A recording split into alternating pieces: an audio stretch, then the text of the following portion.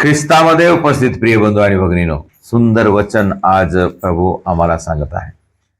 पहिल्या वचनामध्ये आम्हाला 10 आज्ञाविषयी सांगितलं. 10 आज्ञा परमेश्वराने मोशेच्या द्वारे आम्हा सर्वांना, मानव जातीला 10 आज्ञा दिल्या. आणि त्या 10 आज्ञा पहिल्याच्या काळामध्ये कशा होत्या? 10 आज्ञा पाळणे म्हणजेच भक्ती. भक्ती कोणती? 10 आज्ञा पाळणे म्हणजे भक्ती. आता आम्ही भक्ती कशी करतो? आता प्रार्थनाला बसणे म्हणजे भक्ती. आम्ही प्रार्थनाला बसतो, रोसरीला बसतो, चर्चमध्ये येतो किंवा बायबल वाचतो, रोसरी म्हणतो, तेव्हा आमची भक्ती होय, नाही का? म्हणजे भक्ती किंवा पूजा किंवा प्रार्थना. परंतु खरी प्रार्थना कोणती होय?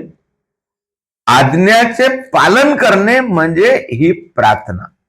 म्हणजे प्रार्थना करणे म्हणजे काय? देवाचा आदर करणे. कधी स्वर्गीय बाबाची प्रार्थना म्हणताना सुद्धा देवाचा आदर करतो आपण, किंवा इथं बसून गुडणे टेकून हात जोडून प्रभूला धन्यवाद देतो, तेव्हा आम्ही देवाचा आदर करतो. ठीक आहे. आणि जेव्हा आम्ही आमच्या व्यवहारामध्ये प्रभूची आज्ञा आठवण ठेवून त्या आज्ञेचं पालन करतो. आज्ञेचं पालन म्हणजे कोणत्या कोणत्या आज्ञा दिलेल्या आहेत? एकाच खऱ्या परमेश्वराची आराधना करा, मूर्तीपूजा करू नका, परमेश्वराचं नाव विनाकारण घेऊ नका, रविवार दिवस पवित्रपणे पाळा. वचनामध्ये सांगितलं आहे, देवाने 7 दिवस कार्य केलं, उत्पत्तीचे कार्य केलं, उत्पन्न केलं, उत्पत्ती केली, क्रिएशन. 7व्या दिवशी काय केलं? 7व्या दिवशी देवाने काहीच नाही बनवलं. त्या दिवसाला परमेश्वराने आशीर्वाद दिला. तो दिवस आशीर्वादित केला, म्हणजे तो देवाचा दिवस मानला जातो. त्याला शब्बात दिवस मानला जातो, म्हणजे आजचा दिवस, रविवार दिवस. म्हणजे त्या दिवशी आम्ही देवाच्या नावानं तो दिवस घालवायचा. देवाची स्तुती करत, देवाची आराधना करत, देवाला शरण जाऊन देवाच्या सानिध्यामध्ये घालवण्याचा दिवस. तो देवाचा दिवस आहे, तो आमचा दिवस नाही. तो आम्हाला त्या दिवसावर काही अधिकार नाही. आम्ही त्या दिवशी कमाई करून माझं घर भरतो असं म्हणण्याचा तो दिवस नाही. तो दिवस आशीर्वादाचा दिवस. तर आम्हाला आमच्या कमाईपेक्षा दुप्पट पटीने आशीर्वाद आम्हाला मिळते. आणि जेव्हा आशीर्वाद मिळतो तेव्हा आमचे कोणतेही काम रुकत नाही. तर अशा प्रकारे रविवार दिवस पवित्रपणे पाळा. आई वडिलाचा सन्मान करा म्हणून सांगितलं आहे. आई वडिलाचा सन्मान केल्याने काय होते माहित आहे? आई वडिलाच्या सन्मानाने आमचं आयुष्य वाढते, दीर्घायुष्य आम्हाला मिळते. दीर्घ आयुष्य वाढते. आपण काय करतो माहित आहे का? जगण्यासाठी, आमचं आयुष्य वाढवण्यासाठी आम्ही प्रयत्न करतो, नाही का? एखाद्या वेळी बिमार पडलो तर काय होते? बिमार पडलो तर खूप दुःख होते, नाही का? इकडे धावतो, तिकडे धावतो, नाही का? कारण आपल्याला बिमारी म्हटल्यानंतर काही सांगता येत नाही. बिमारी आपला जीव घेऊ शकते, नाही का? म्हणजे जीव जाईल काय का असं वाटतं आपल्याला. म्हणजे कसं आहे, आपल्या मनामध्ये इच्छा काय आहे? जगण्याची इच्छा आहे, नाही का? आणि बिमारी काय करत आहे? आम्हाला मारून टाकण्याचा प्रयत्न करत आहे. मारून टाकण्याचा प्रयत्न कोण करत आहे? बिमारी आम्हाला मारून टाकण्याचा प्रयत्न करत आहे. आणि आमची इच्छा काय आहे? भरपूर वाचण्याची आहे. मग आमची इच्छा पूर्ण होण्यासाठी मग आम्ही काय करावं? आई वडिलाचा सन्मान करावा. मग काय होते? आमची जे बिमारी आहे ते टळते, किंवा आमचं जे आयुष्य आहे ते वाढते. आमचं आयुष्य वाढते, दुगुणित होते. दीर्घायुष्य मिळते, आम्हाला दीर्घायुष्य मिळते. अशा प्रकारे आई वडिलाचा सन्मान केल्याने आमचं आयुष्य वाढते. बिमारी आली असेल तरी टळते. परंतु खऱ्या अर्थाने, विश्वासाने आपण आई वडिलाची सेवा करावं. आई वडिलाची सेवा करावं म्हणजे काय? आई वडिलाची सेवा करावं म्हणजे काय? आई वडिलाला झोपून फक्त त्याच्यावर पाणी टाकत राहणं तसं नाही. आई वडिलाला झोपवून त्याच्यावर पाणी टाकत राहणं म्हणजे सेवा आहे का? नाही. आई वडिलावर रागावू नये, आईवडिलाची गोष्ट मानावं. आईवडिलाची गोष्ट जो मानत नाही ना, तो देवाच्या विरुद्धात काम करत आहे. कधी कधी आमचे आई वडील काय सांगते आम्हाला, अरे असं करू नको, मोबाईल नको वापरू, है ना, असं म्हणते. आजकालचे पोरं काय म्हणते, तुला का समजते, तू कधी हात लावलीच होतीस का मोबाईलला, असं म्हणते. बापाच्या घरी पाहिलीस का मोबाईल, असं म्हणते कोणी, नाही का. कोणाला म्हणते, आईला म्हणते, तू बापाच्या घरी पाहिलीस का मोबाईल, असं म्हणते. आणि आपण मोबाईल म्हणजे आईचा अपमान करते, नाही का. ठीक आहे, बापाच्या घरी नाही तर आज्याला मोबाईल नव्हता म्हणून ते वापरत नव्हती, नाही का.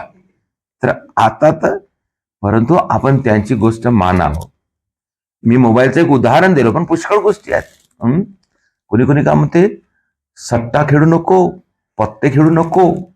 बापाला म्हणते खेळ द्या, तू कधी खेळलास का, तुला माहित आहे का, असं म्हणते. मग काय होते, कोणाचा अपमान होते, वडिलाचा तर होतेच, देवाचा मोठा अपमान, देवाचा मोठा अपमान. अशा प्रकारे पत्ते खेळणं, दारू पिणं, म्हणजे दारू पिताना आपल्या आई वडिलांना आनंद होते का, मी दारू पिलो तर माझ्या आई वडिलांना आनंद होते का, नाही होत. हे काय होते, दुःख होते, नाही का. दुःख होते म्हणजे मग मला आशीर्वाद भेटेल का, आई वडिलांना जेव्हा दुःख होतो तेव्हा आशीर्वाद भेटेल का. मग मला आशीर्वाद नाही भेटेल तर माझ्या लेकराला आशीर्वाद भेटेल का, माझ्या कुटुंबाला आशीर्वाद भेटेल का, नाही भेटेल. म्हणून काय करावं आपण, आमचं जीवन कसं आहे, कुटुंबामध्ये आहे, नाही का. जनावरासारखं आहे का आपलं जीवन, कुटुंबामध्ये आहे, एक दुसऱ्यावर अवलंबून आहे. आज्यापासून बापापासून लेकरू, लेकरापासून आपले पोरं, अशा प्रकारे, नाही का. एक दुसऱ्यावर अवलंबून आहे. तर आपण एक दुसऱ्याला मदत करण्यासाठी एक दुसऱ्याची आज्ञा पाळलं पाहिजे आणि सहकार्य केलं पाहिजे, सेवा केलं पाहिजे. आम्ही सेवाभावी झालं पाहिजे, विश्वासू झालं पाहिजे. जो परमेश्वराची आज्ञा मानतो तो ह्या सर्व गोष्टी करतो. जो परमेश्वराची आज्ञाच मानत नाही तो ह्या गोष्टी करत नाही. म्हणून आपल्याला देवाने जे आज्ञा दिलेल्या आहे ते आपण त्याच्याकडे लक्ष लावून आपण त्या आज्ञा पाळावं. आज्ञा पाळण्यासाठी आम्हाला काय पाहिजे माहिती आहे का, आम्हाला भक्ती पाहिजे, विश्वास पाहिजे. ज्याच्याजवळ विश्वास नाही त्याच्यासमोर किती आज्ञा वाचून काही फायदा नाही.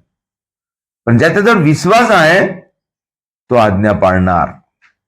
जसं बायबलमध्ये म्हटलेलं आहे, कुत्र्याच्या समोर मोती टाकून काय फायदा, हो ना. मोती कोणाला कामी येते, माणसाला कामी येते, म्हणजे शोक करायचे, मोती चमकणारे. कुत्र्याच्या समोर टाकून काय फायदा, तो खुंदून धुळीमध्ये मिसळून टाकते, त्याला काय फायदा आहे का. तशाच प्रकारे आपल्या जवळ जर विश्वास असेल तर या आज्ञा काही कामाच्या आहेत, नाही का. विश्वासच नाही तर या आज्ञा काही कामाच्या नाही, काही कामाच्या नाही. आमच्याकडे पुष्कळ लोक आराधनेच्या दिवशी येतात, नाही का. आराधनेच्या दिवशी येणारे लोक, प्रत्येकाला विश्वास आहे असं नाही. प्रत्येक लोक कशासाठी येतात, बरं आशीर्वाद. पुष्कळ लोकांना मी पाहतो आहेस काहीतरी अजून एक गोम आहेस आपल्यामध्ये.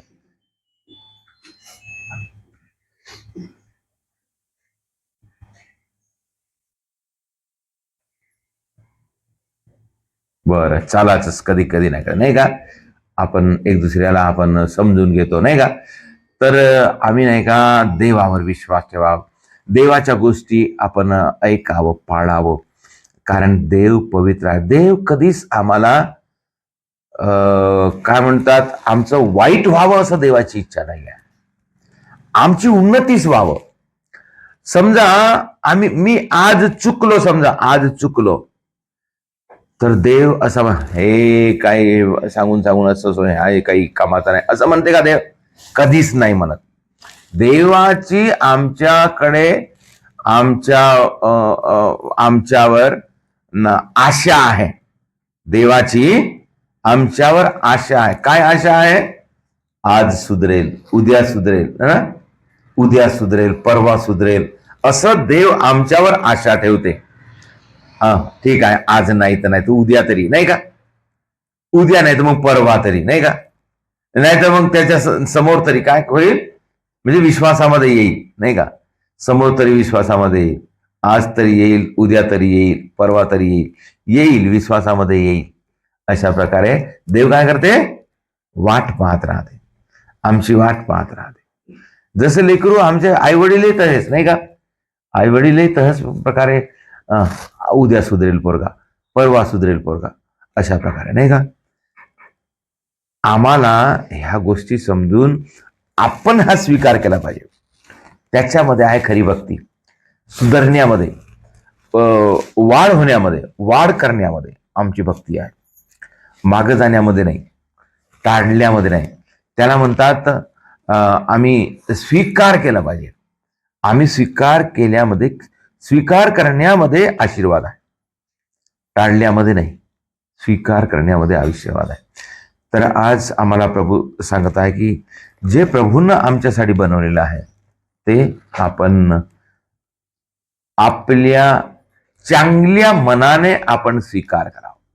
काय काय केलेलं प्रभूनं हे सर्व निर्मिती बनवलेली आहे आणि रविवारचा दिवस पवित्र पाळलेला आहे.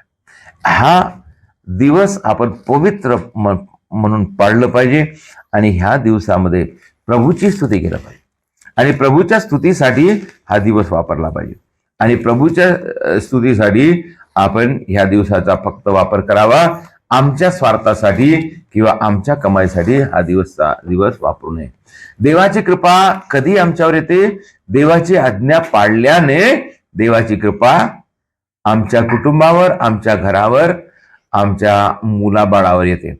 म्हणून देवाची कृपा मिळण्यासाठी आपण प्रयत्न करूया, देवाचा आशीर्वाद मिळण्यासाठी आपण प्रयत्न करूया.